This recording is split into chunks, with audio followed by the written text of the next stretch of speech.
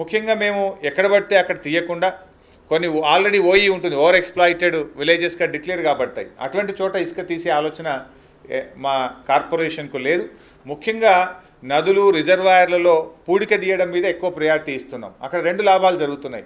Quantity of the reservoir యథాస్థితికి చేరుకుంటుంది, ఇసుక కూడా ప్రజలకు అందుబాటులో వస్తుంది. అంటే we're giving first priority reservoirs and నదుల్లో ఎక్కువగా తీసేది. ఎందుకంటే గోదావరి లాంటి నదిలో మళ్ళీ ప్రతి సంవత్సరం కొత్త ఇసుక వచ్చి చేరుతుంది.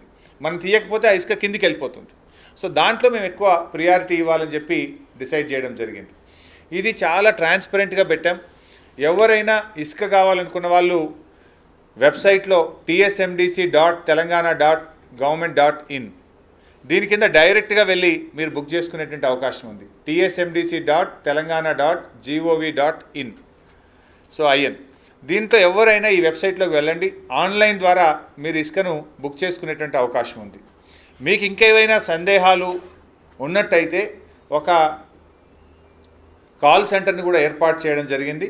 04023393814 04023393814. ఇది ఆఫీస్ అవర్స్లో 3 లైన్స్ పనిచేస్తాయి.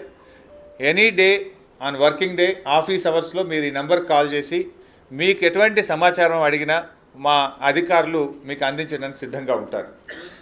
అదేవిధంగా ఈ ధర కూడా టన్నుకు గరిష్టంగా 400 రూపాయలు నిర్ణయించడం జరిగింది రీచ్ పాయింట్లో. ఇప్పుడు కరీంనగర్, కొత్తపల్లి, కాజీపూర్ 2 సెంటర్లు స్టార్ట్ చేసినారు. అక్కడ 380 నిర్ణయించినారు ఆ కలెక్టర్ గారు. అంటే కలెక్టర్లకే అధికారం ఇచ్చాం, గరిష్టంగా టన్నుకు 400. కానీ కలెక్టర్ కరీంనగర్ అక్కడ 380 రూపాయలకే ఇచ్చారు.